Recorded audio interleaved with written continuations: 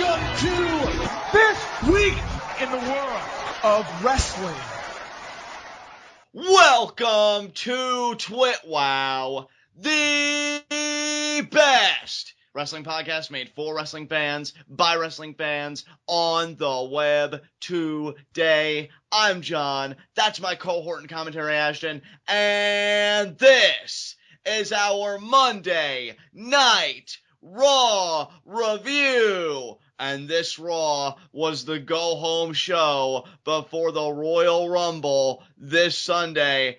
And, you know, this Raw brings to mind a saying, it's not always how you start, it's how you finish. And even with the lulls this Raw may have had, damn, what a punctuation.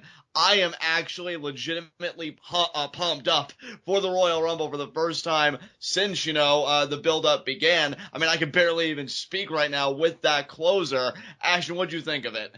Yeah, the thing about this Raw, I will say, I don't think it was as good as last week's Raw, up until we got to that ending. But mostly because it's really hard to build to a pay-per-view when your main title, your main event match, is a match that has 30 people in it. Because at that point, since everyone is in the match, it feels like every match is filler, because even the matches that you put out there that's like, hey, these guys are going to be in the Royal Rumble. Well, everyone's in the Royal Rumble, so who actually cares? Exactly. Yeah, I get what you're saying there, man.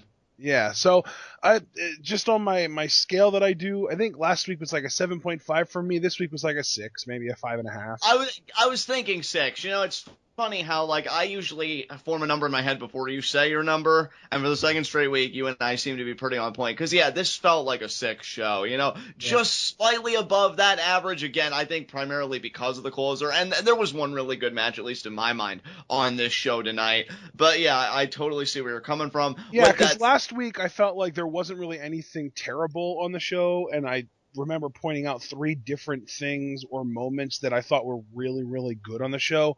This week, there were still 2 or 3 really good moments, but there was also a lot of bad.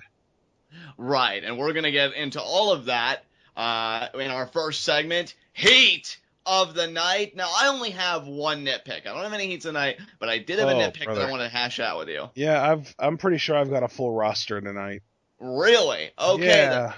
That actually makes me... I'm genuinely surprised that you don't have more negative to say about this show than just one nitpick. Yeah, it actually makes me feel less bad about the nitpick I do have, hearing that you have a full roster. Now, I just want to preface this by saying I understand why they're doing it this way, and it is to fully be expected, but it is still getting on my nerves. I hate how the Royal Rumble, a show that's generally about possibility in the main event of WrestleMania, is all about Roman Reigns. And I think the epitome of that to me tonight was when we got our usual Royal Rumble stats video that we get every year.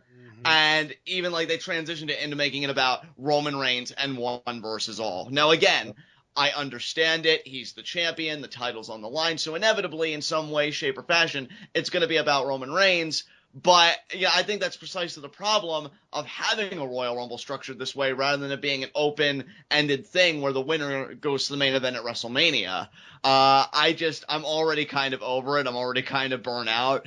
And, I just think about the other stories that you could be telling. For example, in one matchup tonight, the 8-man tag that we got, Michael Cole offhandedly on commentary mentioned that Mark Henry said this may be his last Rumble. That would be an interesting story worth exploring. I'm not saying give it a ton of TV time, but, touch on that a little bit. Tell that story. I think there are more noteworthy stories here going into the Rumble to tell besides Roman Reigns being one versus all. And I just wanted to air my grievances about it. Well, you know what, John? I will say that was actually one of my heats of the night, so now I'm back down to 2. Okay. I'm actually really glad we shared that, so it makes me feel less off base. And the thing is, I do feel like, and just to kind of expound upon your point, I feel like not only is the Royal Rumble being built around Roman, I feel like the match itself is going to be completely built around Roman, and tonight's show was even kind of built around Roman. Like, the entire WWE product is starting to feel like the Roman Reigns show. And it's one of those things where if you can block out mentally who Roman Reigns is and just imagine generic wrestler A as the world champion, and see like if what the WWE is doing for Roman would work for anyone, if it would be just overall quality television. They're doing a great job of building him up, but they're doing a horrible job of getting people to like him. Exactly. I completely agree with you there, dude. Yeah. So that was my first big hit of the night. The second one, though, is the Total Divas preview match. And I don't necessarily even just mean, oh, this match we're back, we're regressing, guys. Diva Revolution's over. This match only got 2.5 minutes, because to me, I'm okay with that. Because to me, it feels like the WWE is kind of starting to compartmentalize the Divas division, where you have the serious, we want to be taken seriously, we are athletes, divas over in this corner competing for the championship, and then you have the Total Divas cast over here doing, stuff that you would expect a diva to do. Right. So I'm cool with that, but the problem that I have is all of the plot holes that came from this match. Is Brie Bella a face or a heel? Just start with that. I couldn't even tell you. I would presume heel, but okay. They don't make that definitively clear. I do agree with you. I do think that Brie Bella is a heel, as dumb as it is then that she does her Brie mode scream and her, Daniel Bryan kicks in the ring and stuff. I still think that she's supposed to be a heel. So that makes Natalya a face, right? Right. Why in the blue hell did Paige come out with Natalya tonight? Well, by their logic, because of Total Divas, because of the tension that Paige now has with Alicia Fox, and they're known to be best friends, on the show. Okay. Yeah. Again, though, was or not, just correct me if I'm wrong. Was Paige or was Paige not the person that attacked Natalya and cost her so much time in the ring? Exactly. You're absolutely right. Yeah, she was. So you're trying to tell me that because Paige doesn't like Alicia Fox now, that Natalya is going to be cool with Paige coming out with her? Yeah, I see what you're getting at. That's really bad. Yeah, it makes and I mean, just to take it a step further, just the fact that Total Divas storylines are leaking over onto the main roster really grosses me out. Yes, I have the same thing in my notes as well about this match. I hate when those wires cross. Yeah, I really because don't care for it. The WWE can never be consistent about it. They can never decide if they do want Total Divas and main roster kayfabe to be the same thing, or if they want to keep them separate. And they mix and match, and they can't decide what they want to do with it, and it's really obnoxious. So in this case, I guess they're embracing it because it gives them an excuse to have Paige on the opposite corner of Alicia Fox, even though it makes no sense for Natalya to want her out there in the first place. Yeah, and if I could just expound upon very quickly everything that you're saying, I can get behind the prospect of a Paige versus Alicia Fox matchup, but why did it take you all this time to, acknowledge the friendship on that show when they've spent so much time, fighting on opposite sides of each other, when Paige was a part of PCB? Well, again, though, that just comes back to the idea that they're unable to make a decision on whether they want to embrace or reject Total Divas kayfabe. Exactly, and it's so frustrating because of times like this, because it just, to me, if you're a casual viewer, it leaves you utterly perplexed. When was this a thing? So yeah. And not only that, but now let's go a step further and realize that Paige's character on Total Divas in the clip that they showed comes off as a total heel, but we're expected to embrace her as a face on Raw now. Exactly. So immediately you're telling us that Total Divas kayfabe applies to Raw because Paige and Alicia Fox don't like each other anymore, but we're expected to not accept Total Divas kayfabe because Paige is a heel on that show, and we're supposed to cheer for her now on Raw. Right, and to me, what this illustrates is that WWE has no interest in giving at least the more bottom rungs, of the Divas division, the coherence to have any kind of consistency, so that fans know what to do or what direction to take. It's completely directionless, and I feel really like there was probably a writer in the writers' room who spoke up about this and said, "Guys, this makes no sense," and Vince was just like, "Listen, Becky and Charlotte have their storyline. Let's do one at a time." Right. And that's really a shame, actually. That really is what it feels like to me, though. And yeah, Paige comes off as a complete spoiled brat in the Total Divas clip that they showed because, Alicia Fox unfollowed me on social media. I hate her face now. Yeah. I hate the petty squabbles on that show because it really doesn't make anybody look good. Yeah. Uh, That's the thing, too, is that it's a written show. It's a scripted show, and yet they insist on making all of their characters abhorrent. exactly. You know, like, it's bad enough that you have mouthpieces like JBL on commentary communicating the idea that all women hate each other, Yeah. and then you exacerbate that And notion then with, Natalia on Total Divas says secretly all these girls hate each other. So, way to confirm the misogyny, Natalia. Thanks. exactly. Like, what you do is you hamper the hopes of this division having any sort of nuance or depth, and it just really makes it seem like one giant caricature, and they're better than that. So it's really sad.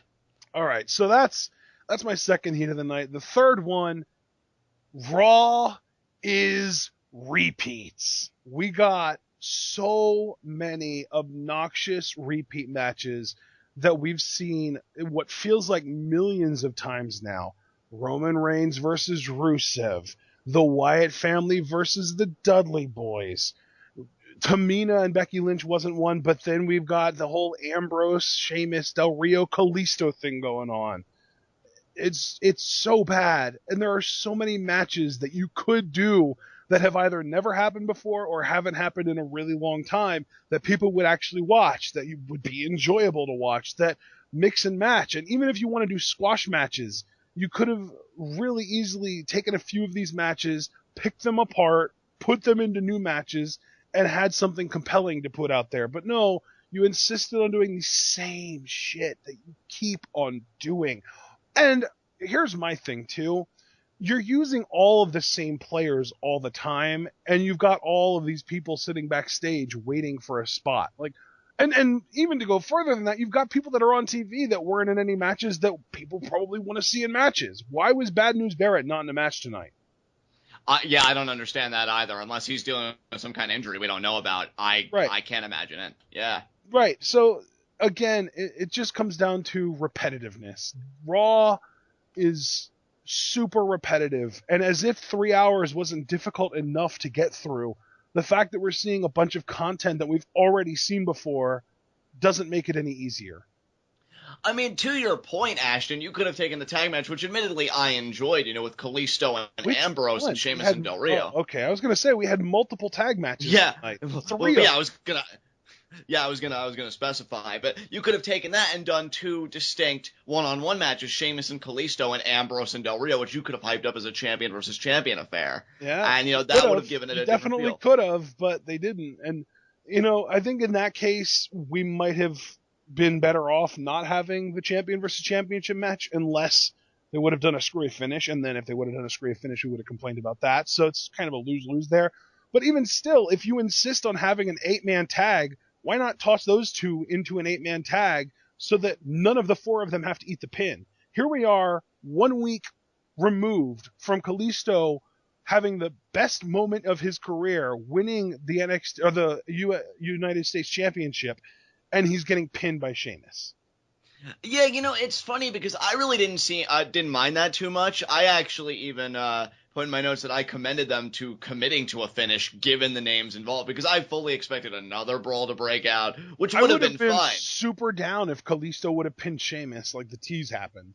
Yeah, that was a great tease, and I agree with you. I feel like it would have made a major statement for Kalisto to pin Sheamus going into My problem is Sheamus didn't need to cheat in order to beat Kalisto. Like, right. It feels like that. Like, you expect them to need to cheat in some way to beat Kalisto, to beat the babyfaces, but they didn't. Sheamus just, and this is so stupid that I'm even saying this, but Sheamus out-wrestled Kalisto, and that's not something that you should ever be able to say about a heel against a babyface. Right.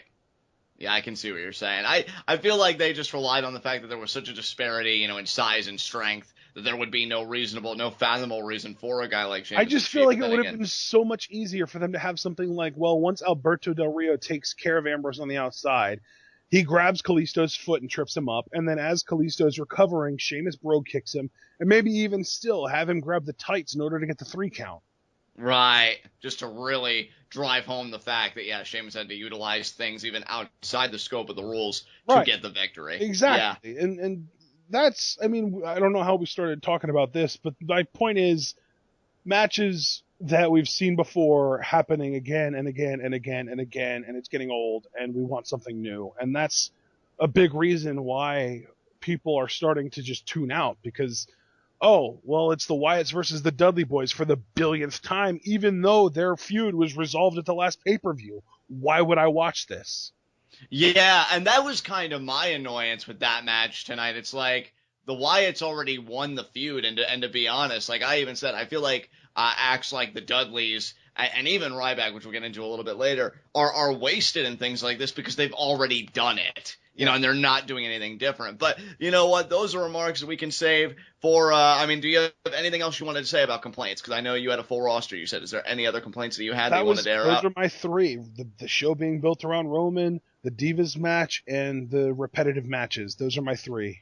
Okay, well, with us actually talking about matches, let us get right into our Monday Night Raw review. And we won't get into matches right away because Roman Reigns opens up the show. Well, and you skipped over the Martin Luther King Jr. tribute. Yeah, they do the Martin Luther King tribute, as they do annually, because it is Martin Luther King Day today. And let's not forget, folks, 2 years ago on Martin Luther King Jr. Day, Seth Rollins curb stomped a black man. Yep, but they actually didn't do so bad tonight. So I mean, you know, which is way worse. Okay, Seth Rollins being the one to curb stomp a black guy is made way worse when you know who his girlfriend is. Yeah, but wow. Then we get into Roman Reigns opening the show, and it's funny because I mean the first thing I put here is I do tire of the formulaic nature of Raw, and our good friend Abel from Pletov, that is Pro Wrestling, is taking over Facebook, even shared a meme recently of the past 5 Raw the last openings. 5 episodes of Raw have had the exact same open. McMahon enters, Roman enters, confrontation, Roman stands tall. And even though it wasn't exactly this tonight, Roman Reigns still opens up the show. And still stands tall. Exactly. Well, yeah, more or less. I mean, what I did like about this, though, and I guess it was a bit forgiving, Roman was succinct here. He really didn't talk a lot in this segment because he immediately calls out Brock Lesnar, lays the gauntlet down. Chris Jericho, though, comes out and he says, I know you want Brock Lesnar, but I'm giving you something even better. The very first undisputed champion, the Ayatollah of Rock and Roll, Y2J, baby! And Roman Reigns is like, that's great and all, Chris, but I want Brock Lesnar. And then Jericho says, well, hey, I've got Brock Lesnar on the highlight reel tonight, but I want this to be the biggest highlight reel of all time. So why don't we get the WWE World Heavyweight Champion Roman Reigns, Brock Lesnar, and Chris Jericho, the 3 men most likely to win the Royal Rumble this Sunday? The League of Nations come out taking umbrage with this point. Sheamus, Rusev, and Alberto Del Rio in particular all proclaiming that the League of Nations will take home the championship, and they all espouse their own particular accolades. Really disappointed Barrett didn't get a chance to talk, because I do think he's the most charismatic of the 3. That's the crazy thing. To me, Sheamus, who did most of the talking, is the worst talker out of the 4 of them. Right. And that's not to say he's a bad talker. He's not. I would say he's still, I think he's a better talker than Roman even.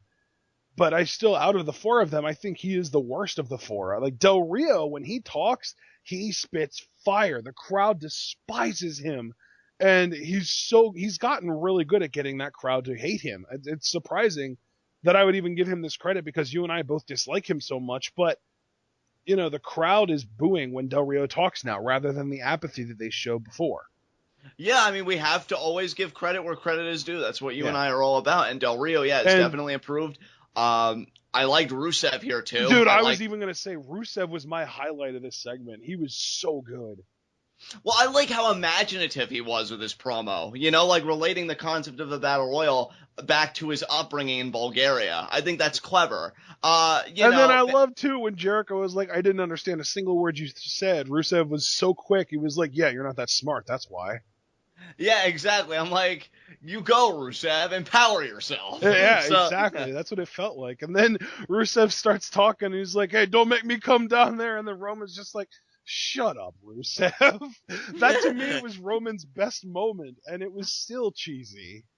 Yeah, well, just the delivery and everything I feel like was on point. And then, of course, Jericho and Roman taking turns dressing down the League of Nations, particularly, Rusev, because Reigns won last year and he last eliminated Rusev, which leads into Jericho, empowering himself in Yeah. spite of the authority, making Roman Reigns versus Rusev, and Jericho makes himself the special guest referee. I love that all of a sudden Chris Jericho thinks he's the interim Raw GM. I know, right? I mean, and you want to talk about drunk with power. I mean, his night was only getting started in that regard. But do you have anything you want to say about Roman Reigns opening the show before we transition into our opening match? No, I just, as far as the opening segment goes, I thought that Roman was way too animated. I keep on saying this about him, and I think Charlotte too. It's like they showed up for the first day of acting classes, and then they're like, Psh, I got this. And then they came to Raw, and they learned how to be big and act big and be over the top and animated, but they never learned subtlety.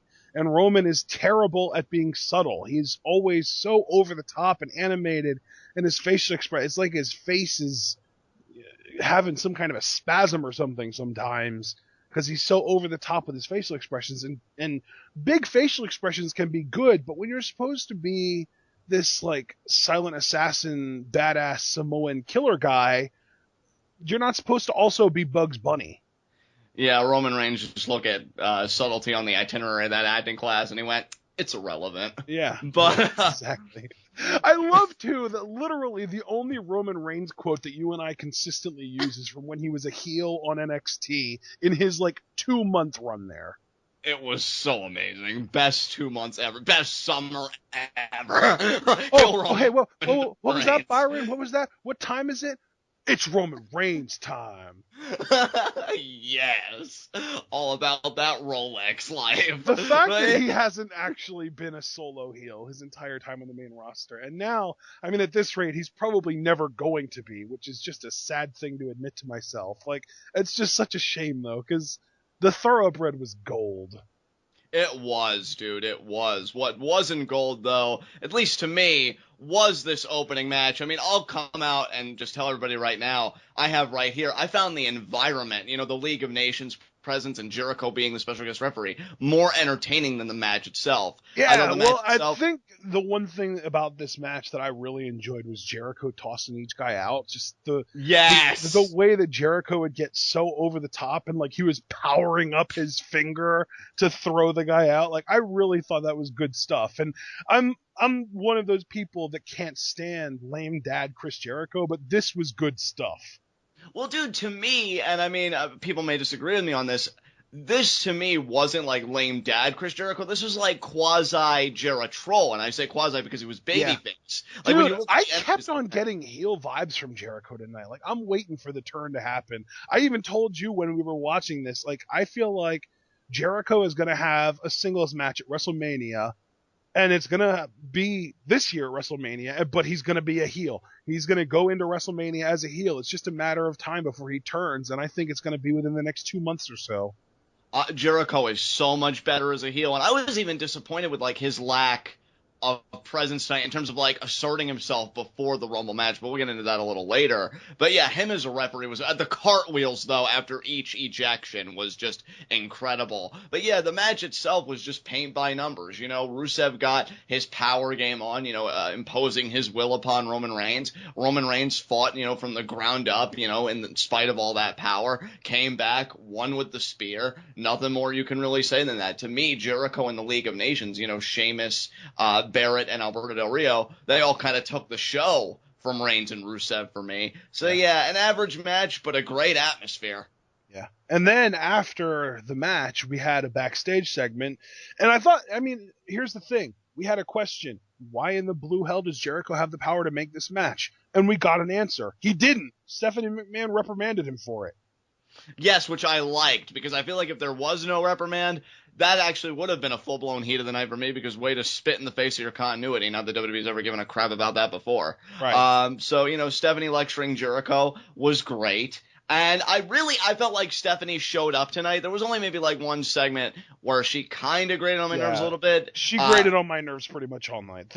The fact that she just kind of has this constant air of untouchable about her pisses me off. Yeah, and I agree with you, and I'm there with you. I think, dude, why I kind of pulled my punches back a little bit is because I was getting so tired recently of screaming and like yelling Stephanie McMahon that to see her kind of restrain herself and just have that like cold demeanor and be more like business-like heel So tonight. basically, I feel like it was okay. she was still bad. She just wasn't as obnoxious about it. Exactly. She kept the heelish tendency like more reserved. She wasn't like yelling like get out like all that stuff. It's like, oh god, so there was less cringe for me personally with Stephanie Right. McMahon's presence tonight. Yeah. So yeah, good stuff here between her and Jericho. And she did the old, thanks, Chris. Now I have to negotiate with Paul Heyman. I'm going to end up having to pay Brock even more money. He's worth it though, because Really that's just he really is. So yeah, good segment, got its point across. Nothing more that I really have to say about it. Okay, well, up next was our second match of the night, Brie Bella versus Natalya. This was the whole Total Divas preview match, and the only real positive that I did get out of this was that it's clear now that WWE is keeping the Total Divas world and the actual Divas Championship contention division, whatever you want to call it, in separate categories. Yes, that is an excellent point. To me, the positive I got out of this, I said it's refreshing to see, Team Bella get nerfed more or less with Nikki out of the picture, but it only makes me cringe wondering what's going to happen when Nikki comes back. Yeah, exactly. When Nikki gets back, they'll be back to the top of the world. I also the worst part about this whole thing to me was the fact that Michael Cole got to bring up Mandy, the new member of the Total Divas cast, Amanda from Tough Enough. Right. Like, this is the heat of the century for me. The fact that she didn't win Tough Enough, and yet she got a gig on Total Divas where she's going to be making more money than the one that actually won Tough Enough. Right. It's almost, not quite, because at least she was in the finals, but almost as bad as Cameron getting a job and no other female that season being around anymore. Right, yeah. Especially because Eva Lise was in that season. But she's in a much better place now. She is. Thank goodness for that. It's still ridiculous that the WWE let her go for the reasons they did. Well, I hope they realize they're paying for it every time they see her where she is now. But the only other point I have here, again, I am intrigued about the prospect of Paige and Alicia Fox doing something. I just hate how we got here, much to your point. I feel like we had a lot of the conversation in the opening segment being heat of the night. Natalya won, though, so there's that. Yeah, she did win. I'm wondering if they're going to, reestablish Natalya in any way, if they just don't give a crap. I mean, I certainly don't. Natalya, I could take her or leave her very easily. But, yeah, I mean, again, we did the bulk of the conversation in Heat of the Night, so I've got really nothing substantive to add to this discussion. I think my biggest problem with Natalya right now is that she is in this Total Divas crew, because she could do so much more and so much better if she was in the Divas Championship contention division. Yeah, I mean, dude, it's funny because acts like Natalya and acts like what we're going to be talking about in our next match in a few moments, I feel like are almost wasted, because Natalya's whole thing, at least on Total Divas, if you really want to keep that universe and the other universe intertwined, at least as far as your undercard goes, Natalya's whole thing is that she really feels like she's getting old and she can't keep up with the women. You could make that like, I've been here forever and I haven't gotten nearly as much exposure as the other women have. You could really make her jaded and just go on a dominant run, with the submissions and just twisting everybody like a goddamn pretzel. And yet she just feels like she's just there. And that's so funny, because Natalya's always prided herself on her name, and yet her name has just been so watered down. She really feels like everybody else, dude. She has no distinction about her to me. Yeah. So, yeah. Yeah. After this, we get another match. There were so many matches in these first, 90 minutes. It was ridiculous. But then we get the Wyatt family versus the Dudley Boys and Ryback. And in case you're wondering which three of the Wyatt family were in this match, all of them except Braun Strowman, because he's apparently the one that they're more interested in protecting. Yeah, I mean, I don't know if it's because they just feel like Braun Strowman's incredibly green. The only upside I see that's the alternative. Maybe it's not so much protecting from a not losing standpoint as a protecting from a not exposing standpoint. Yes, and even if that is the case, whatever the case is, to me it's not entirely bad. I mean, yeah, I do want to see Braun Strowman in the mix and everything, but it does show when he does finally get in the mix, you're going to expect big things to happen because he's been restrained for so long. So I do see that upside. I like his role, though. I think he has a good role right now where he's pretty much just this massive enforcer, and Yes. if anybody gets through the other three Wyatts, he's like the stone wall that no one's going to be able to touch. Exactly, dude. I completely agree with you. To me, of course, I thought it was the smart move to have the Wyatt family go over. My big thing, and I have in my notes here, I feel like the opposition, being the Dudley Boys and Ryback, they just feel so wasted right now, to your point about Natalia only a few moments ago, especially the Dudleys, because to me, you have this really decorated team. You have this, and I'm going to use the word because I don't think it's abusing it. You have this legendary team with all the reigns they've accumulated, all the matches they've had. To me, they're not really connecting so much as baby faces anymore. Like, they still get a reaction, but it's really not that strong, let's be honest here. I feel like it would be interesting to see them turn heel and maybe work with some babyface tag teams. I mean, a name that immediately came to mind, I think it would be so cool if Enzo and Cass's first feud, because I wouldn't expect them to go for the titles right away, would be with a heel Dudleys. I think a heel turn for them would make them more interesting to me, and you could bring up some babyface NXT tag teams and have them work with a heel Dudley's team to kind of legitimize them a little bit. As far as Ryback goes, I mean, I was really pleasantly surprised to see the crowd reaction he got when he was pumping up the meat hook and everything. I think people are still into him. Ryback is so consistently over. It's so weird. Because, like, there are so many people on the internet that absolutely hate him. And, like, he gets big show level reactions on the internet. Just like, oh, God, here comes Ryback. Let's change the channel. This guy's awful. What are they doing? Why would they put him on my screen? And, I mean, I don't have a problem with him, but the crowds in general freaking love him. Like, I feel like his reactions are comparable to Ziggler's. Oh, dude, casual audiences love Ryback, I think, which to me makes it even more perplexing that he hasn't gotten farther in this business, because we've always talked about, dude, how WWE is always going to give preference to their own creations rather than something that came from the indies or whatever. Ryback is a WWE creation to me.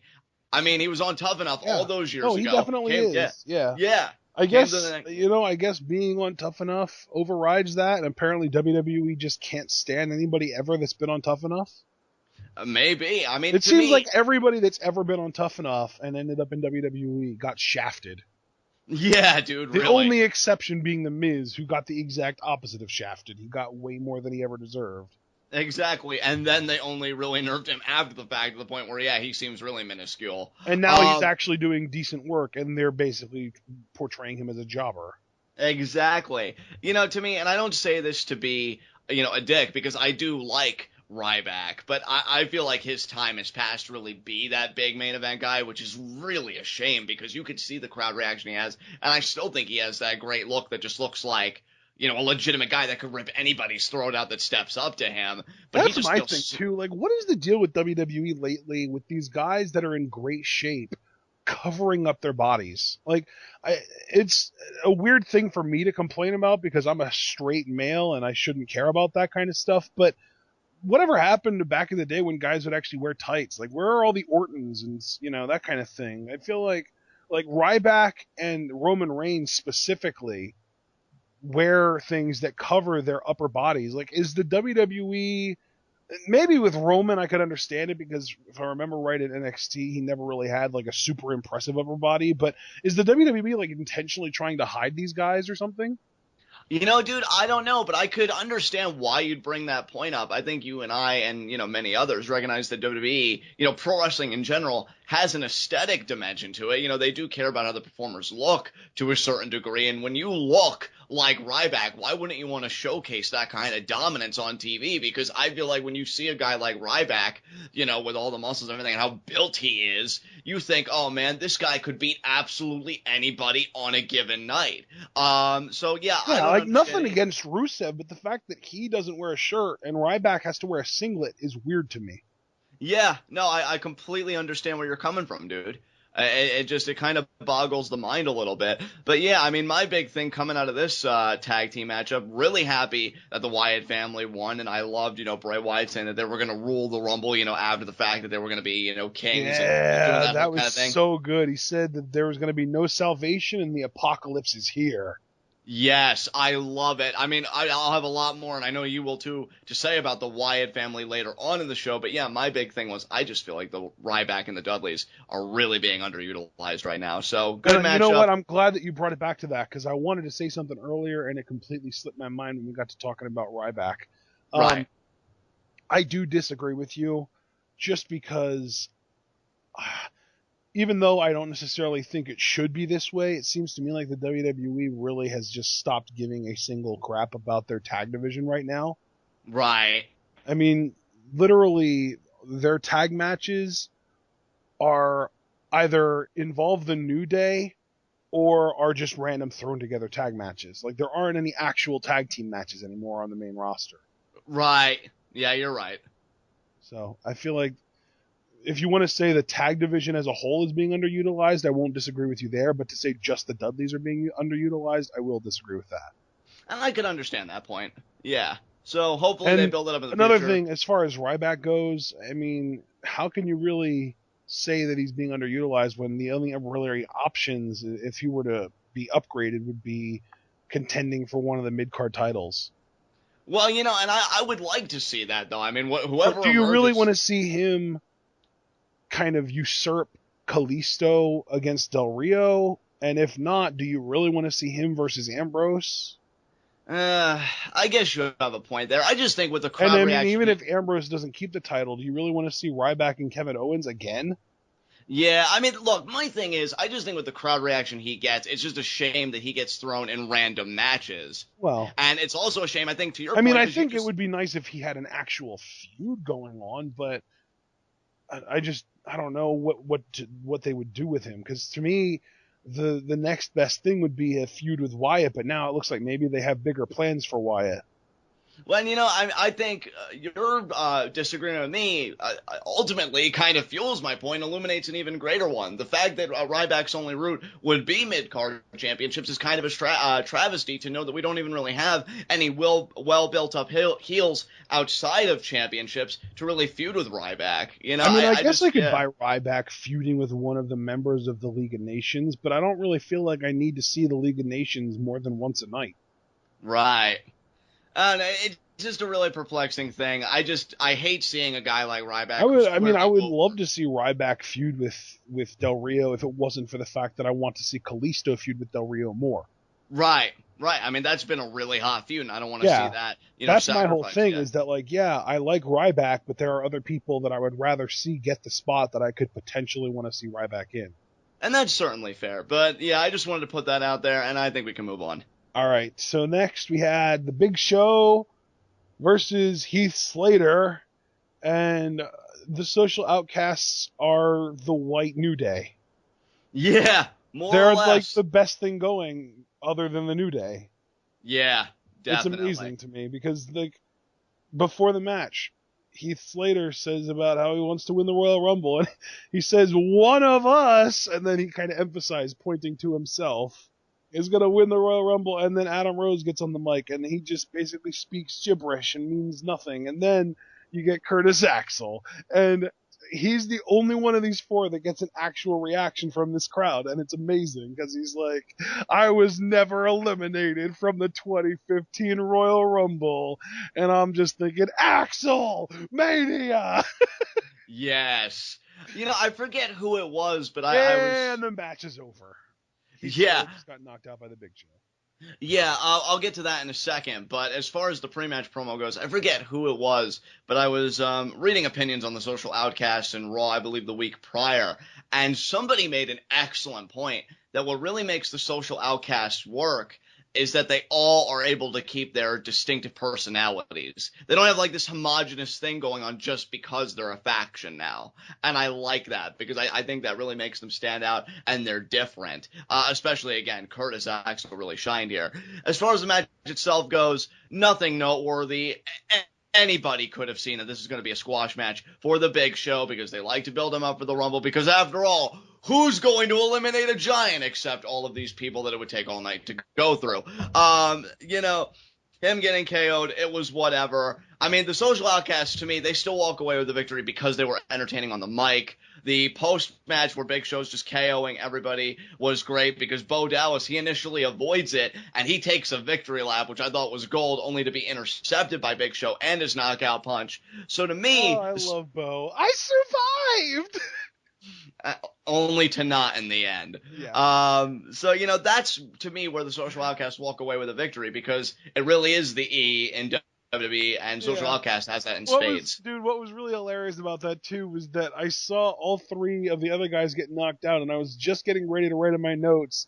As it turns out, Bo survived, and then he said, I survived! And then I was like, oh, crap! And then I looked up to see what he was doing, and he was doing the victory lap, and then he got knocked out, so he didn't end up surviving in the end. So I didn't have to write that line. So thank you, Bo, for catching my attention just in time to save me the effort of writing that line in my notes. Yes, absolutely. I've got nothing more to say about this matchup. You have anything else you want to say, or can we move on? No, let's move on. Up next, we had a League of Nations backstage segment where Steph shows up and kind of pumped them all up. She was like, Barrett, you were the king of the ring, and that bullhammer could knock anyone out. And Del Rio, you're the U.S. champion, and you won the biggest Royal Rumble ever. And Sheamus, you were the world champion once. And by the way, that one time that you won the Royal Rumble, who did you throw over to win that? Chris Jericho.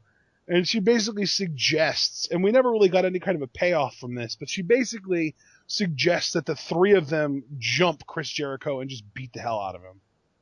Yeah, to me, I got the impression she wanted them to crash the highlight reel, screw Chris Jericho, just promoting himself, Roman Reigns, and Brock Lesnar, make your presence felt, and she ends it when the League of Nations are like, Stephanie, rest assured we're not scared of anybody, and she says, prove it. So I like that she whipped them into a fervor, spousing their accolades at them. Yeah, I mean, I would have liked it if it would have actually turned into anything, but it didn't. Yeah, it really didn't, and that kind of bothered me too. But considering what we got instead, I was able to forgive it. But yeah, this was a nice segment. Yeah. So up next, we had the Royal Rumble. Let's find out who enters at number 1 segment. To me, this was a colossal waste of time. It was. You just as easily could have had Vince come out at the end of the show during the highlight reel and been like, "Hey, Roman, guess what I'm here to tell you? Number 1 at the Royal Rumble is gonna be you. So have fun overcoming those odds." Yeah. To me, this whole segment was about the McMahons putting themselves over yet again. Yeah. It really was. I mean, you literally even had Stephanie McMahon building up how great of a human being Vince McMahon is. Like, she might have gone a little bit too, I feel like she might as well have just pulled his pants down and started jerking him off in front of the camera right there. I mean, might as well, right? With how she was talking about his act, when he's not even in the damn match. Yeah, exactly. Like, what is the point of it's literally just an ego stroke. You might as well just be doing the invasion all over again at this point, because this entire show has become the McMahon family circus. And if that wasn't bad enough, to me, even getting to the main point of the segment, again, revealing Roman Reigns as the number 1 entrant, dragged on way too long. It really did. Yeah. It was great. Like, they revealed it, and then Vince was like, "Oh no, let's prove that this was completely legitimate." And then they do it again, and it's Roman Reigns again. And then he's like, "Steph, did you put the ball back in there?" And she's just like, "Yeah, I did." And then they took it out, and they made sure that the ball was separate, that the paper was separate, so that it wouldn't be again. And then they spin the ball and they pick it out, and of course each time Vince took 35 seconds to actually open the ball because he's, I don't know if it's because he's old and weak. I kind of doubt that because he's built like a brick shit house. So maybe those balls were just a little bit on too tight. But regardless, when they did the third time after they made sure that the one was separate, it was Roman Reigns again. So basically it was just them doing this whole gag of saying, hey, it doesn't really matter how many times we pick. Every ball is Roman Reigns. Ha ha ha. It's an inside joke. Do you guys get it? And most of us probably saw it coming before they even tried to prove that they did it. Well, yeah, I mean, it's all right there. The main, lack of a better term, authority has it out for Roman Reigns to want to lose the championship. Of course you're going to put him in the worst possible position to ensure that happens. Yeah. I mean, anybody could have seen that. Well, I mean, we're going to have the legitimate drawing. Roman Reigns coming up here and pick. Oh, you got 30. Oh well shit. Yeah, like you really expect them to do that, and then to me, the way they drew it out, like, oh, let's just make sure that that they know it's legitimate. Like, I know they're gloating, I get that, but why would you even care anyway? It's your promotion. Yeah, Nobody's to gonna me, stop you. To me, the purpose of any segment on a wrestling show should be to achieve one of three things. First of all, to make the crowd hate a heel more. Second of all, to get the crowd to like a babyface more.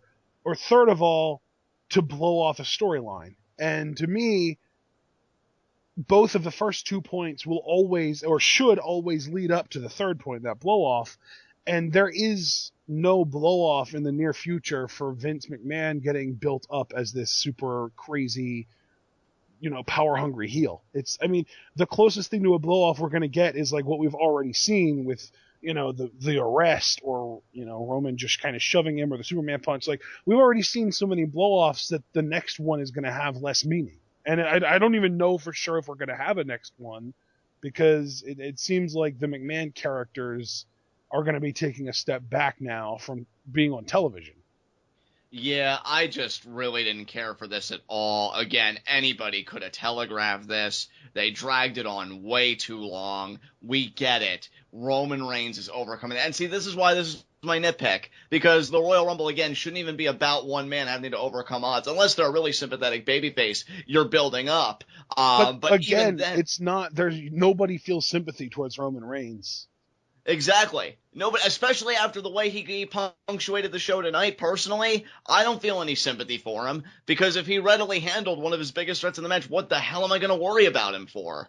Like, it makes no sense to me. And yeah, I was just really happy to see this end.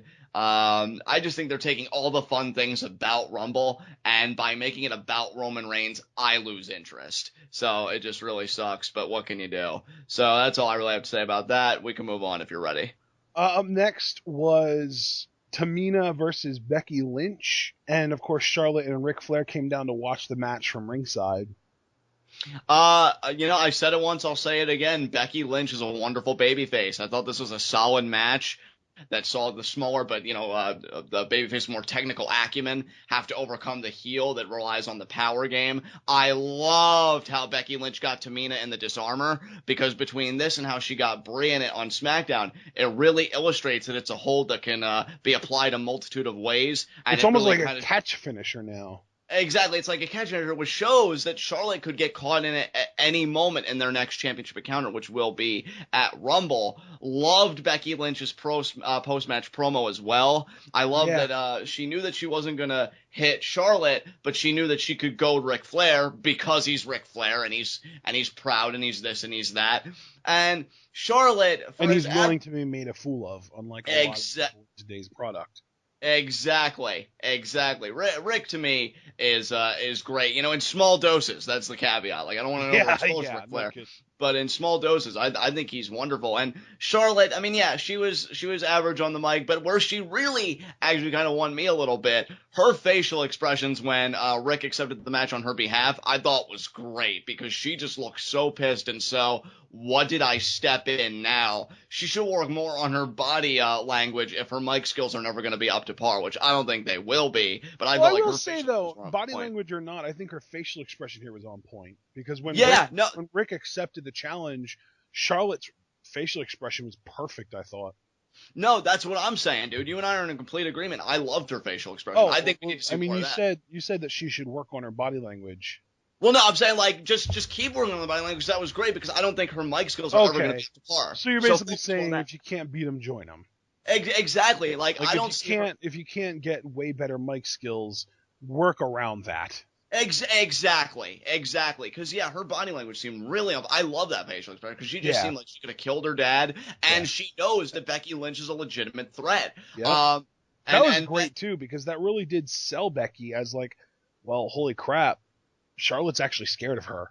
Exactly. And that's the perfect word for it. Again, Becky Lynch has really known how to work the mic as a babyface. I loved how she took Ric Flair's phrase, how he always introduces himself, and she kind of turns it around on him. Yeah, it's funny, dude. We're both such big fans of Becky Lynch, but I think she's even surprised us with her mic work lately. Yeah, she's really grown, dude. She's She grown. has. Yeah. I mean, she was never a terrible mic worker, even in NXT, but I never really felt like her mic work was one of her strengths back then. I always felt like it was just good enough, whereas now it feels like she's excelling.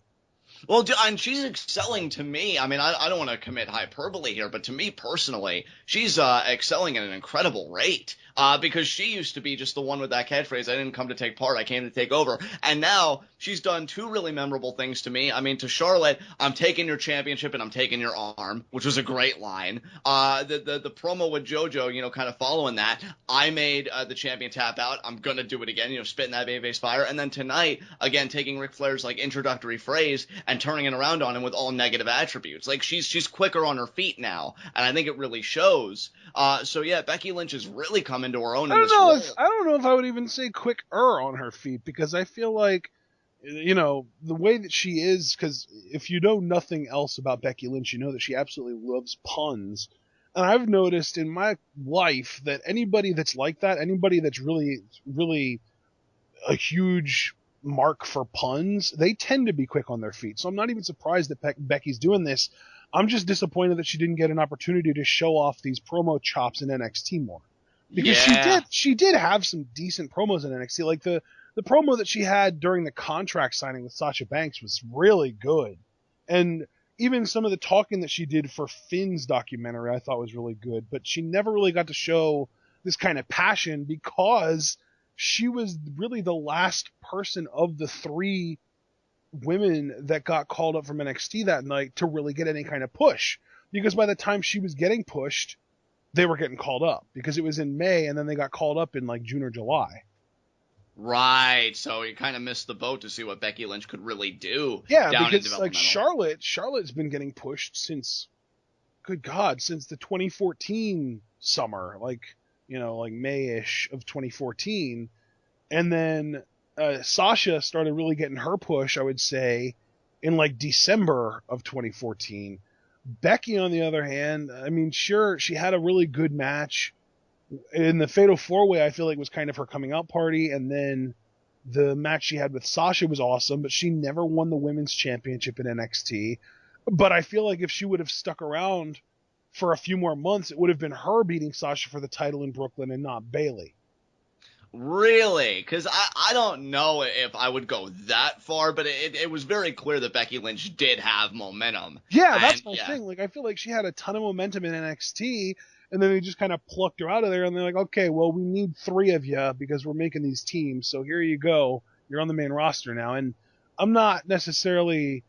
I don't agree with this line of thinking, but knowing WWE, they probably said, you're hot, we don't think Bayley is model hot, so we're going to put you on the main roster instead of her. Right. So I'm just glad that Becky Lynch has gotten the opportunity now to come into her own. I'm really excited for their rematch at Rumble. I don't know how much time it'll get because Rumble cards are always more interesting because the Rumble match. No, but that's the thing, though. The Rumble card is so light this year because of the world title being in the Royal Rumble match. Right. It's a really light card. We literally only have two matches announced, dude. It's just the Women's Championship and the Intercontinental Championship. Yeah, we have the Women's Championship, Intercontinental Championship. We did, get the U.S. Championship announced as well, and the tag titles. So all the titles. What are the tag titles? Usos and New Day. So. Jesus. Yeah. Seriously? When did the Usos earn that? Well, don't you remember last week, because we even talked about it on Twitter, when Chris Jericho was in the corner of the Usos, and they beat the New Day in a non-title matchup. Cole even said on commentary that earned them a title shot. Yeah. But they needed Jericho's help, though. Yeah. And are they supposed to be the baby faces? They cheated. I don't know anymore. But bringing it back. Becky and the U.S. title, obviously, Kalisto, right? Yeah, Kalisto Del Rio, yes. Okay, so, well, I mean, that's not bad, then. That's 4 matches plus the Rumble. I think that the women are going to get 15 minutes. I would hope so, because you know what? This feud has really turned into something enjoyable, and it deserves the time. I mean, you know what? I'm not going to predict who's going to win, because we have preview and predictions coming up on Saturday, and I don't want to Yeah, you're damn right we do. Slow that roll there, bud. But I will say, I hope you're right, dude, because ask any veteran like Stone Cold, The Rock, or anybody that's been in the main events that's had, the big programs, you can't tell a competent story you need at least 10 minutes to do that. Right. So I'm hoping that these women get the time to tell the story that they deserve to tell, given the story they've had. I'm sorry for being very contentious about this. I'm just going to say it, though. I think 8 minutes is good to tell a complete story. Fair enough, but regardless, I remember some of the old WCW matches and some New Japan matches even, and I think even a couple of Noah matches that I've seen that were only like 7 to 9 minutes, and they told pretty solid stories. And that's fair, but I think the point is they need to tell a story. Time is essential, though. I will say. Yeah, time is essential. That's I mean, no splitting hairs. Time is essential. Yeah. Let's hope that they Don't get me wrong. I'm not saying that I would rather see an 8-minute match than a 12-minute match. Right. As long as the workers are good. Yeah. Exactly. So we'll see what happens. Yeah, absolutely. So then let's. Wow, we got sidetracked so hard just there, and I apologize because it's probably my fault. But let's move on. Match number 6. Ambrose and Kalisto versus Sheamus and Del Rio. We already did talk about this. Of course, we know that Del Rio got rid of Ambrose, and then Sheamus Brogue kicked Kalisto for the win. But there are still some other points worth noting, especially to me, Kevin Owens on commentary. Can we give this man a hand? He killed it. I mean, I don't even really want to get too into it because I know I always get lost in my own world when I talk about Kevin Owens, but he absolutely killed it. He is amazing. Ask you a question, John. Sure. Why do we love Kevin Owens so much? Because he's the best heel going right now with Seth Rollins. No, John. I'm going to try this again. Why do we love Kevin Owens so much? Because he's a father, damn it! Which also leads me to, ladies and gentlemen, shirts are being printed. Not right now, but they are going to be printed. Kevin Owens, because he's a father, damn it, t-shirts.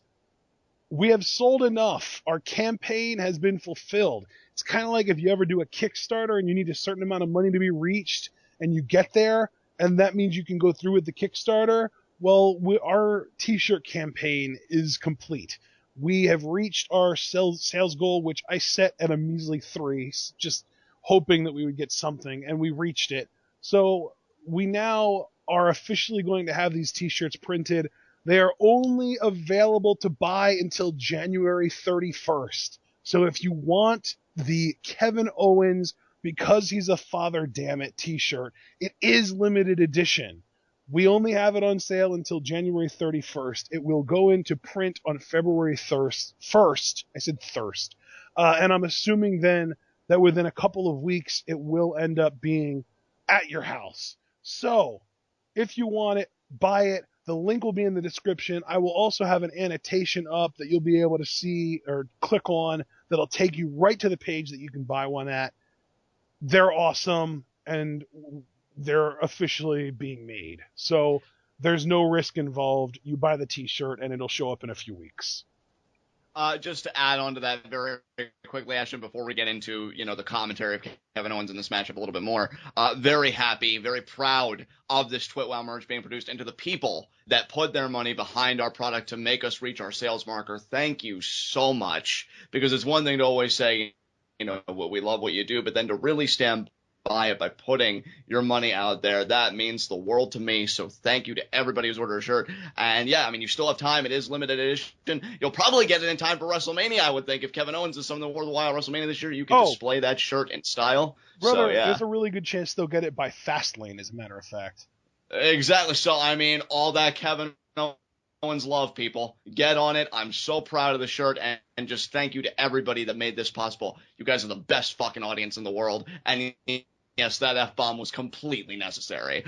So Kevin Owens on commentary, absolutely wonderful. I love how he just bullies the crap out of people. Not people, does not give a damn. People. Don't just say people. That's too general. Byron Saxton, and a little bit of Michael Cole, because Michael Cole will always get some. So, but yeah. mostly Byron Saxton. Like, literally, Byron says something, and Kevin Owens is like, Byron, just shut your mouth. Yeah, Byron, I don't care what you have to say. Just shut up. Yeah. And then later on in the match, Byron says something, Owens is just like, oh, he's still talking, isn't he?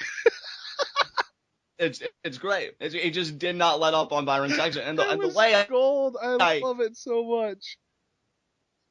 I'm telling you, Kevin Owens just gets it. You know, he has one of the best heel personas going right now. I love the way he promotes his matches, you know, when he gets a chance to, you know, sit behind the announce desk or he has a mic in hand, you know, because he does make himself seem like this unstoppable force. And really, one thing that I had to mention about Kevin Owens on commentary, and I thought the point was going to get lost with us just reveling in how much he bullied Byron Saxton.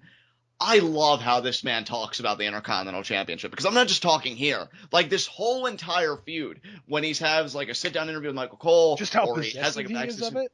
Yeah, just how obsessive he is over it. I said think, possessive. like, possessive and obsessive. You know, I think both terms work, because the way this man talks about the title, you'd think it was about breathing for him, about surviving. Yeah. Like, he needs this championship to live, and obviously the family needs it for him to live because he's a provider, okay? So he needs that title. Reminds me of, honestly? Who? Raven. Yeah, Raven a little bit. It kind of reminds me, I mean, I hate to say it because I mean it in a good way, but it reminds me of like 2002, 2004 Triple H and Evolution, because he was obsessed with that world title. And the way he'd speak about it, it's like, if you take that away from me, you take away the lungs with which I breathe, you know, you take away my very source of living. I have no reason to live without that championship. And Kevin Owens, I mean, just him just crossing that line, he's really gotten to that point. He's snapped. And I love seeing that in action. Just great work by Kevin Owens tonight. I even put in my notes, like, he was on commentary. He wasn't even in the ring. He didn't even do anything in ring. And I feel like he emerged the MVP here. Yeah, I mean, he still managed to steal the show. And I will say, though, that amazing Enziguri from Del Rio to Ambrose on the outside just blew my mind. Yeah, one fluid motion. Ambrose is like talking smack to Owens for like 2 seconds, and Del Rio sees that window and he capitalizes. It's great. Right on the face. Right on the face. And Kalisto, who probably saw that, said, well, guess all I can do is try. And try he did. Succeed, not so much. So up next, we had the New Day mourning the loss of Francesca the Trombone.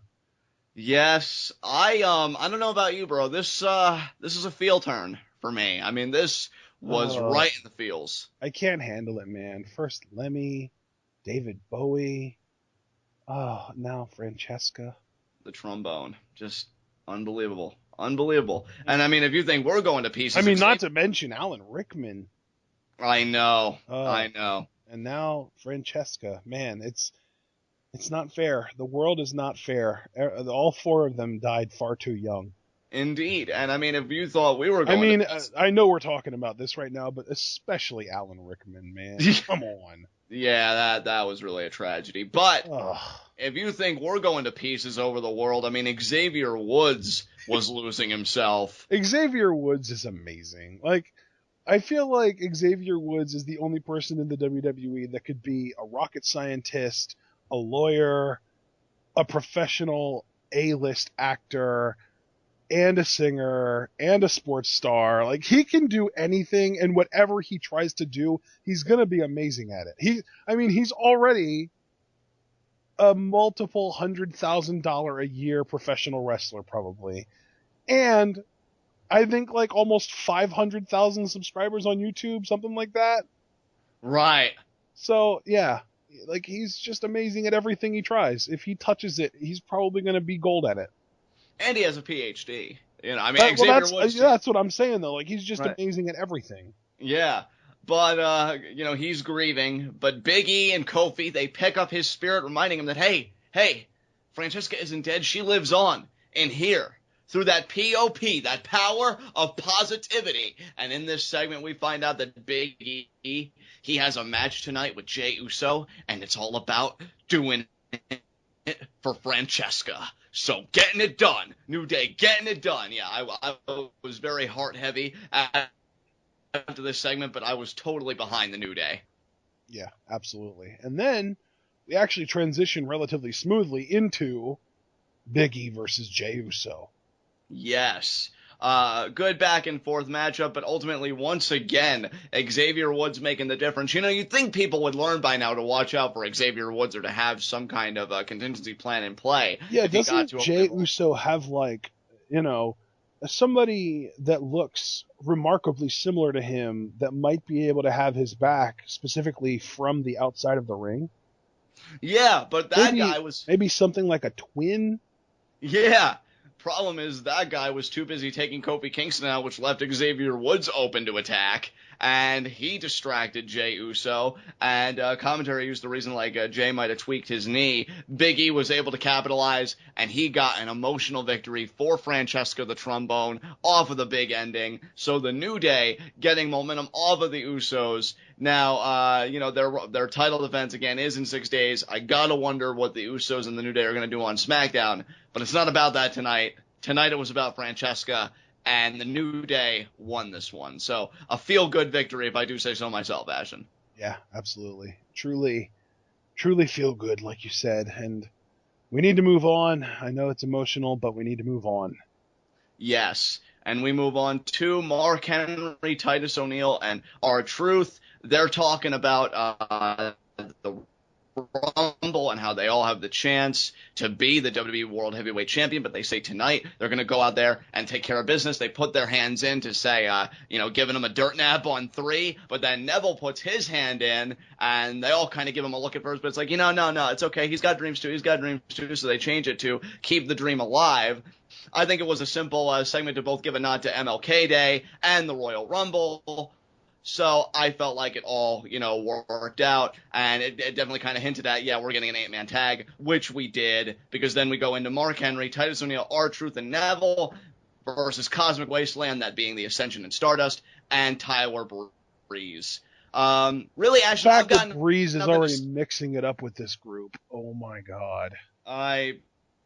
Dude, I know. The funny thing is, I think Tyler Breeze was the one that was really itching to get to the main roster, and I'm wondering if he's thinking, well, I guess the grass really was greener on the other side. Because this is just really laughable. I wouldn't blame him if he was. I certainly wouldn't. And to me, I really got nothing to say about this match. And I mean this in a good way, because this to me was the only logical route. This match to me was ultimately about building up to Neville's hot tag and his finisher, the Red Arrow. That was it. And Mark Henry did get a World's Strongest Slam in there, but yeah, you're right. Yeah, the second time around, because they did have a little bit of a botch, but I didn't hold it against them. Stuff happens. Was it a botch though? I thought that it was just Truth kind of handing. Well, I mean, he tried handing Breeze to Henry, but Henry didn't catch him the first time, so he had to pick Breeze up.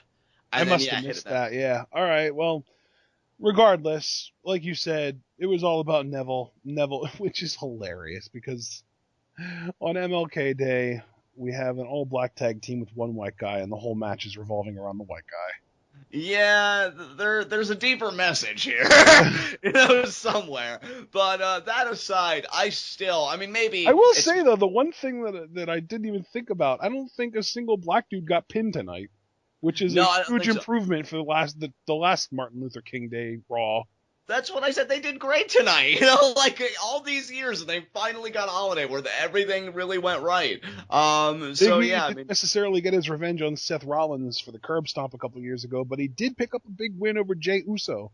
No, Ashton, you're wrong. He did get his revenge on Seth Rollins because he can actually show up to work while Seth Rollins is unfortunately still rehabbing. Yeah, I wouldn't go there. I'm kind of surprised you did, because I feel like if I would have, you would have gotten on my case like, oh yeah, you really needed to go there? Well, probably, but then again, I'm a skank, so, That's stuff. So I'm just gonna let it go. But regardless, maybe it's my naivete, or I just really feel like something's happening with Neville. I think he is going to be in the IC title picture post-Rumble. That is just my... that is just my vision for Neville. I'm hoping it comes to fruition. If it doesn't, another wasted opportunity, and why should I even give a damn? But regardless, Neville got the I love how jaded we are right now. Well, no, I mean, it's the truth, right? Because if it doesn't happen, then who really loses? That's the thing, John, is I'm not even disagreeing with you. I'm just saying it's hilarious that we're that jaded. Right, and it certainly has cause. I hope I'm right, but I guess that remains to be seen. Yeah, so let's move on. Up next, I believe, was the highlight reel, if I'm not mistaken. Yep, main event time. Jericho opens up. Paul Heyman eventually comes out. Jericho kind of tries to crack on him, but it's not a good idea because Paul Heyman is borderline babyface at this point because of just how freaking good he is. Jericho thinks that Paul Heyman wanted to get Lesnar out of the Rumble because he was afraid that Brock might lose. Which Heyman just shuts that down immediately. Yeah. And I love Heyman's explanation, too, because, first of all, he explains to everybody that Brock never actually lost the championship, so he doesn't deserve to have to earn his way back into the title picture. And then he also brings up that he loves the box office of Brock versus just about anybody that's also going to be in the Rumble. You know, he mentions ADR, he mentions Sheamus, Dean Ambrose, Roman Reigns, Chris Jericho. And then Jericho says, well, what happens if the final two men are Chris Jericho and Brock Lesnar, and I throw Brock over the top rope to win the Royal Rumble? And at this point, Brock's music hits. But before we get to that, John, anything to say about the talking part?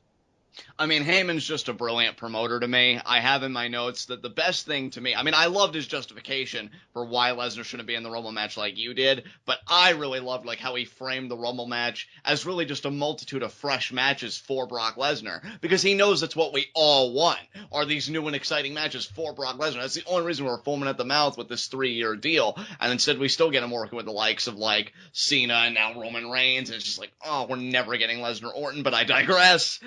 So yeah, that's what I really loved. And then you're right, Brock Lesnar answering the call, but he isn't even able to complete his entrance before Roman Reigns' music hits. And I gotta tell you, when it comes to Brock Lesnar, good luck getting over Reigns, because I mean the crowd really, they were booing Roman and stuff. I'm so glad that I wasn't the only one that heard that, because when Brock was out there and Roman's music hit, all I heard from the crowd was boos. I didn't hear a happy sound in that building. No, I didn't either. And then this is where it begins. I mean, I'm not even saying it was a nitpick, because I have my notes. Dude, this was not good. The very beginning of this brawl, I despised, because Brock gets in the ring and immediately gets speared, and then Roman freaking Reigns gets the upper hand on him. Like, don't get me wrong, if this is just a wrestling match, maybe I could buy Roman Reigns surviving Brock Lesnar. But if you're seriously going to have these guys in a brawl, in a fight, or what was supposed to be a fight, and Roman Reigns gets the upper hand, you're asking me way too much to suspend my disbelief, because that is just stupid. And you know what the funny thing is, dude? I don't disagree with you, but I fully saw this coming given the events of the week prior and the fact, again, and I hate to say it, I hate to be that guy, but because it is Roman Reigns, you can expect a lot of this teeter-totter booking, probably even post-Rumble if it goes a certain way that some people are expecting it to. I don't think Roman and Brock Lesnar have seen the last of each other by a long shot, so I think we're going to see a lot of this back and forth, even though I think it's stupid, because it's smarter to have Brock Lesnar just look unfreaking stoppable and have Roman Reigns literally fight from the ground up, because that'd probably be the only time he'd be sympathetic, but I digress. You have Roman readily handle Brock Lesnar, with the first spear. Then League of Nations comes out, and it actually seems like they're getting the upper hand on Roman, but then Brock Lesnar cleans house of the League of Nations, only to be speared again by Roman. So let me get this straight. Roman's better than Lesnar, but League of Nations is better than Reigns, and Lesnar's better than League of Nations. I don't really see how that works out. Regardless, though. It's rock, paper, scissors, Mogul. Exactly. But, and this is where the segment goes from good, nice little closer about what we expected, to, oh my God, I can't believe they went this route in just the best way possible. Yeah, because Brock starts to mount that comeback against the League of Nations like you were talking about. German to good old Rusev, and then another German to Del Rio, and then an F5 to Sheamus. And then Roman hits another spear, but before he can do anything else, we get the Wyatt family jump scare, and they come out, and they clean house.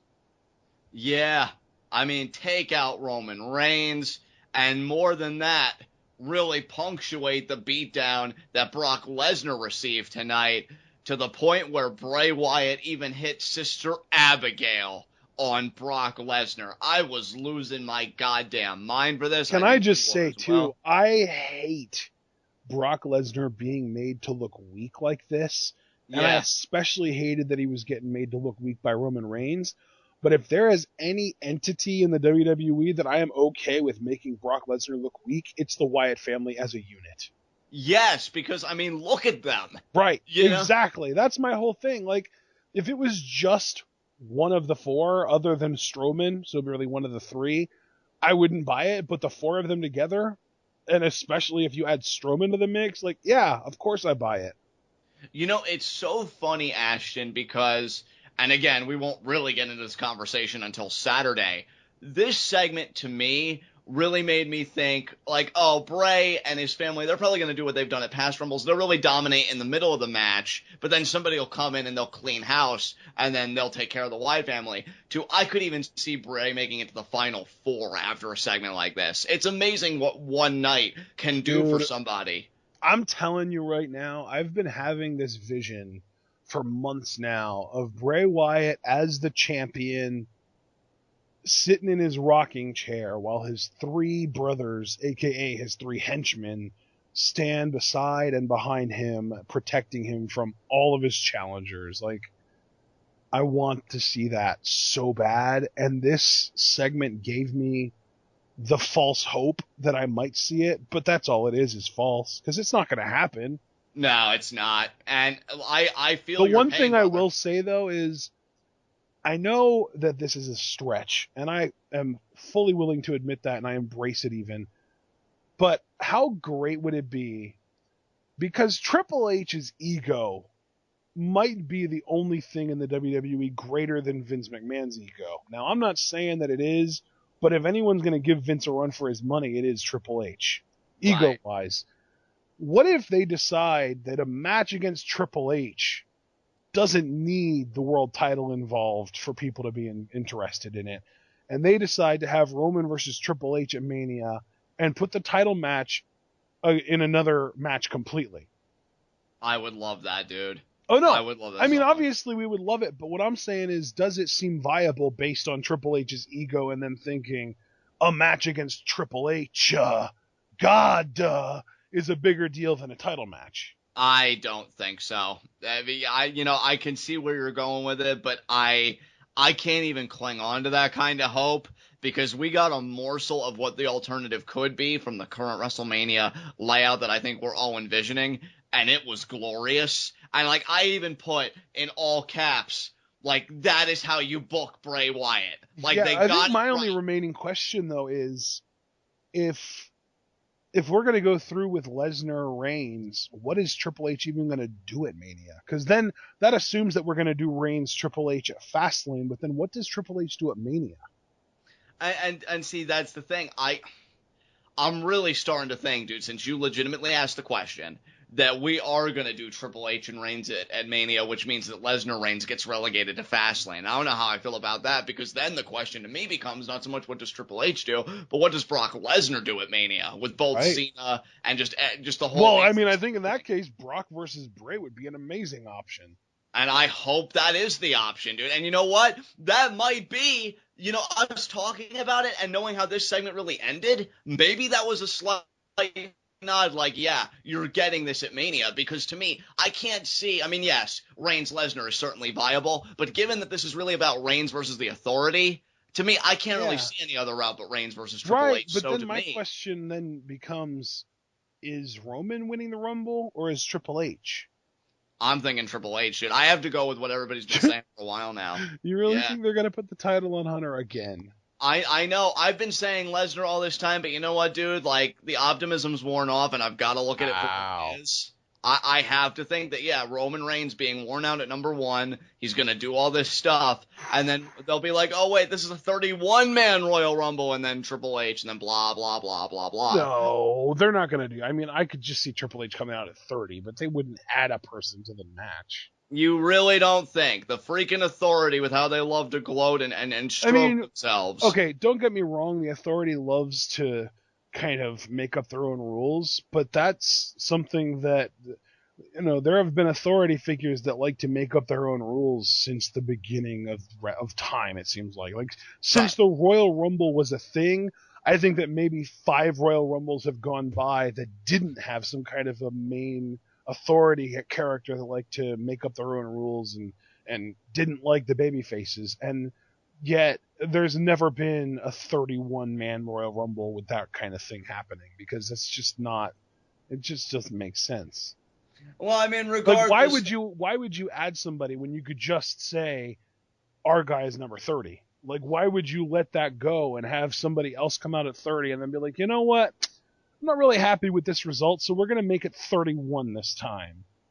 And I can see the point, but I don't think it's so much about the method. It's more about the result. And I just see them getting Triple H in there and him getting the championship, which, I mean, the only positive to come out of that, again, is us even talking about the prospect of Bray Wyatt versus Brock Lesnar. Right, and I think that was my thing, too, was that I don't know if the title's going to be in one match or the other, but I do think that Lesnar, Wyatt, and H, Reigns are the two matches that we're looking at for Mania. Right. So, I mean, that was an interesting conversation, and I'm glad we have it, but let's finish off our review here and move on to our next segment. High spots and low shots. Just going to get into it straight away. My low shot is Brock Lesnar. Oh, really? Just because he got beat up at the end? I mean, it took 4 or 8 or maybe 10 guys to do it. Dude, you were the guy that said you hate when Brock Lesnar looks that way. I am as well. And the idea that he got speared right out of the gate by Reigns, and then when he cleans I don't house even with the care lead, that he got speared. speared. I care that he sold it. You know, to me, like, he got handled pretty right. And it wasn't, that's the thing, it wasn't even that much of a struggle. That's the thing. If it was more of a struggle, maybe I could let up on Lesnar. He got handled pretty readily by Roman Reigns. I mean, that's really how I see it. He got speared, no problem. Yeah, So that was my problem, was that, like, I didn't have a problem with Reigns spearing him out of the gate. I just hated how much he sold it. Like, he actually sold the spear like it hurt, and it's not supposed to because you're Brock freaking Lesnar. Right. So, you know, it's like he's taking lessons from Triple H on how to make Roman look strong. Exactly. So yeah, Brock Lesnar is my low shot. Who's your low shot? You know what? I'm gonna go a little bit roundabout again, kind of like you actually, because your low shot didn't have a match tonight, so neither will mine. Charlotte, because seems to me she could have gotten away with just not accepting Becky Lynch's challenge tonight, and her dad ruined that for her. So, I mean, there you go. Completely agree. Seems on point to me, keeping the ball rolling. Honorary high spot, Francesca the Trombone, for giving Big E the strength and determination to overcome the odds. So I thought that the power of positivity was what gave Big E that ability. Yeah, but Francesca pushed it all forward. Gone, but never forgotten, Francesca. But my actual high spot, Bray freaking Wyatt. Yes. Because to go from a guy, and this is criminal that a guy like Bray Wyatt would even look like this to begin with, but to go from looking like another blip on the radar to, oh my god, you might actually be impressive in the Rumble in one night. I mean, there was no other direction I could go. I really don't even care if you and I have a repeat on this because I think it would be justified. But yeah, Bray Wyatt, definitely my high spot. The idea that he did a Sister Abigail to Brock Lesnar to close the show and he was dominant, goosebumps. So, well, yeah. I mean, I guess that since you're taking your high spot and low shot from the same segment, I'll do the same thing and I'll make my high spot Becky Lynch. There you go. I believe for the second week in a row, actually. Wasn't she my high spot last week, too? She might have been, yes. Yeah. Wow. Yeah, I'm pretty sure. It was either her or Kalisto, but either way, the other one was the honorary high spot. So it's still 2 weeks in a row that we're talking about Becky Lynch in the high spot segment. Yeah, and I mean, why not? She got what she wanted. She won a match, she cut a solid promo, and she got what she wanted, like you said, and that is a match for the title at the Royal Rumble. So she's 3 for 3, man. She's batting 1,000. She's on a roll.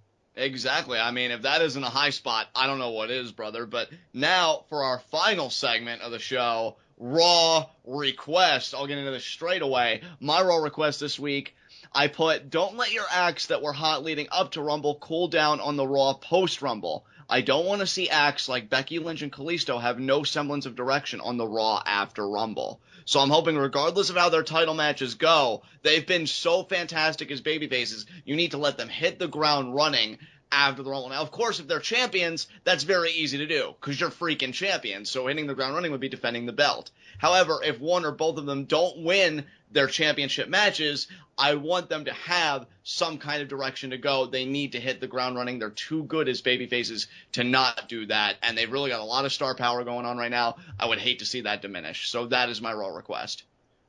You know, normally Raw requests are a complete thought, but I think my Raw request is just going to be a noun this time. Okay. AJ Styles. Oh my god.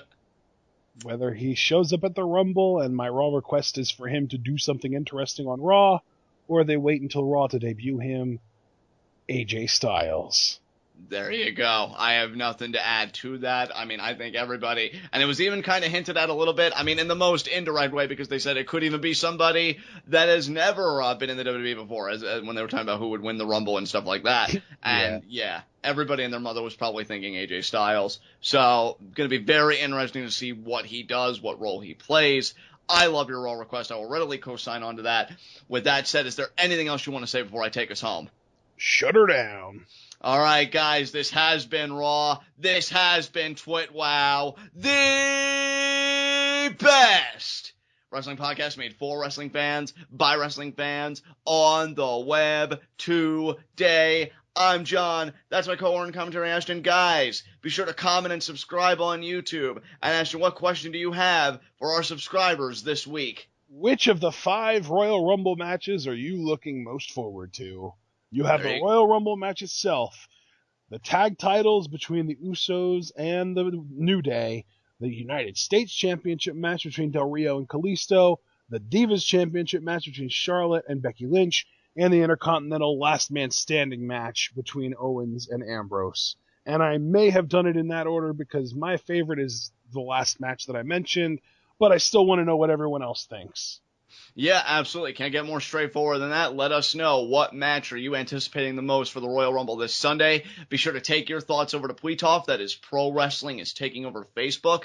A great pro wrestling group. I mean, some of the most passionate wrestling fans you will ever meet. I know a lot of them have been talking about the Royal Rumble this Sunday. However, if you would prefer a different forum entirely, Ashton has created a TWitWoW subreddit. There you will see all of our TWitWoW content, and you'll be able to create threads of your own pertaining to all things pro wrestling, directed at the entire TWitWoW community. So that would be a lot of fun to do.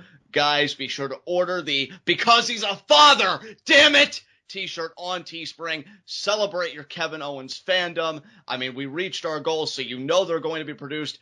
Get them while they're hot. We've got, I believe, 13 days left. I believe orders end, the 30th, I think it is. 31st. Also, can I just say, guys, I really want to point this out. TWitWoW is a completely unedited show. Literally, the only actual editing that I ever do to this is chopping out silence that we have at the beginning, because the MP3 Skype recorder likes to skip at the beginning, so we make sure that we give it a lot of time before we start actually recording, and I cut that out. And then, of course, just adding our intro onto the beginning. But when John does his Because He's a Father Damn It voice, that's completely organic. I'm not inserting like a voice clip in there. That's just him turning on the switch. Yeah. Absolutely. I mean, I love Kevin Owens that much. I'll put my back out for that guy every single time, put my back into announcing what he is, and the idea that you guys want to celebrate what he is with us, the greatest father on the planet, means the world to us. So be sure to get those t-shirts while they're hot, just in time for the road to WrestleMania, and who knows what could await Kevin Owens. But with that said, guys, we will see you again for our NXT review, as the question looms, just what will Carmella do to gain an advantage over Bayley in their impending NXT Women's Championship match, and what will she do to prove that she is absolutely fabulous? Until then, tune in and peace out.